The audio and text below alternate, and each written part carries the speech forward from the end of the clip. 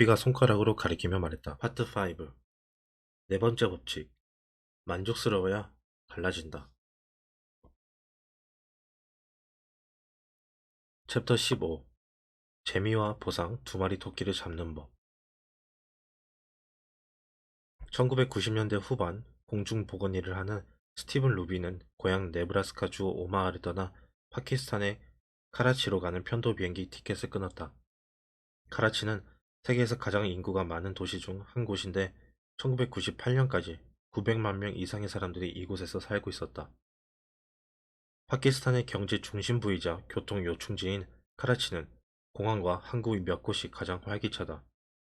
시내 상업 지구에는 표준화된 도시 생활편의 시설이 집중되어 있고 거리는 무척이나 북적거린다. 하지만 그런 한편으로 이곳은 세계에서 가장 살기 힘든 도시이기도 하다. 카라치 거주민 60% 이상이 무허가 주택이나 슬럼 지역에서 살고 있다. 환자와 콘크리트 블록, 각종 폐기물들로 대충 지어놓은 임시 거주지에는 주민들이 빡빡하게 들어차 있다. 쓰레기 처리 시설도 전기 시설도 없고 깨끗한 물도 공급되지 않는다. 비가 오지 않을 때면 거리는 먼지와 쓰레기로 지저분하고 비가 오면 오물진창이 된다. 물이 고인 수영장은 모기들이 떼를 지어 번식하고 아이들은 쓰레기 속에서 논다. 이런 비위생적인 환경은 질병을 퍼뜨린다. 오염된 수원은 설사, 구토, 배앓이 등의 요인이 된다. 이곳에 사는 아동 3분의 1가량이 영양실조에 걸려 있다. 또한 좁은 공간에 많은 사람이 살다 보니 바이러스, 박테리아 감염도 빠르게 퍼진다. 스티븐 루비가 파키스탄으로 가지 않을 수 없었던 이유다. 루비와 그의 팀은 이곳의 열악한 위생 시설을 보고 손 씻는 간단한 습관으로 주민들의 건강을 지킬 수 있다고 생각했다. 손 씻기의 중요성에 대해서는 이미 많은 사람이 알고 있었지만 그럼에도 여전히 되는 대로 손을 씻고 있었다. 어떤 사람들은 물에 손을 몇 번 문지르고 말았다. 어떤 사람들은 한 손만 씻었다. 식사를 준비하기 전에 손 씻는 것을 잊는 사람도 많았다. 모두들 손 씻기가 중요하다고 말했지만 극히 적은 수의 사람들만이 손 씻는 습관을 들였다. 문제는 아는 것이 아니었다. 일관성이었다. 루비와 그의 팀은 프록터 앤 갬블과 협력해 세이프가드 비누를 지역민들에게 공급하기로 했다. 보통 쓰는, 보통 쓰는 막대 형태의 비누보다 세이프가드 비누는 더 만족스러운 경험을 제공한다. 루비가 말했다. 파키스탄에서 세이프가드는 고급 비누입니다. 한번 써본 사람들은 모두 매우 좋았다고 말하죠. 그녀의 말처럼 세이프가드는 다른 비누와 달리 쉽게 거품이 났고 냄새도 좋았다. 손 씻기는 즉시 즐거운 경험이 되었다. 전 손 씻기 캠페인이 행동 변화만이 아니라 습관이 되는 걸 목표로 삼았죠. 이런 일은 긍정적인 감각 신호를 강하게 주는 물건을 사용했을 때 훨씬 쉬웠습니다. 예를 들어 민트맛 치약은 치실을 쓰는 것처럼 즐겁지 않은 경험보다 더 잘 받아들여집니다. 이 P&G 마케팅 팀도 세이프가드 비누의 감각적 장점이 긍정적인 손 씻기 경험을 만들어낸다고 말했습니다.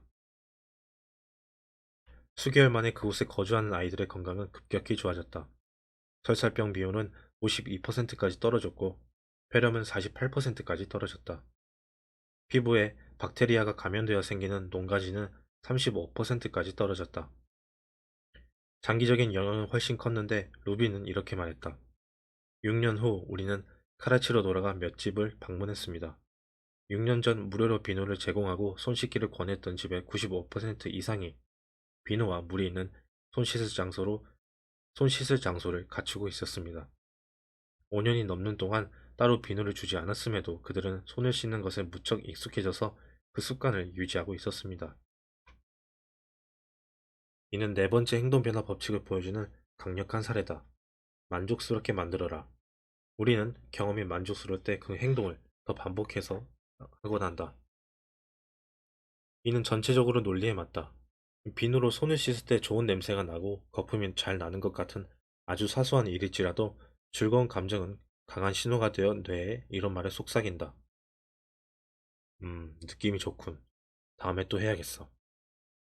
즐거운 감정은 어떤 행동이 나중에 다시 할 만한 가치가 있는지 뇌에게 가르쳐 준다. 추인검 이야기를 해보자. 추잉검은 1800년대에 상업적으로 팔리기 시작했는데 1891년 리글리에서 출시할 때까지만 해도 사람들에게 생소한 것이었다. 초기 상품들은 상대적으로 특징 없는 합성 수지로 만들었는데 질겅질겅 씹히는 느낌은 있어도 맛은 첨가되어 있지 않았다. 여기에 리글리는 스피어민트와 주시프루트 같은 향을 첨가함으로써 추잉검 업계에 혁명을 일으켰다. 맛도 있고 씹는 재미도 생겨난 것이다. 나아가 리글리는 추잉검을 입안을 깨끗하게 만드는 상품으로 홍보하기 시작했다. 우리에게 익숙한 입안을 상쾌하게 라는 껌 광고가 등장한 것이다. 맛있는 향과 입안이 상쾌해지는 느낌은 추잉검을 씹는 만족감을 강화했다. 이후 판매는 급등했고 리글리는 세계 최대의 주인공 회사가 되었다. 치약 역시 유사한 궤도를 밟았다. 치약 제조업체들은 스피어민트, 페퍼민트, 시나몬 같은 향을 제품에 추가함으로써 엄청난 성공을 누렸다.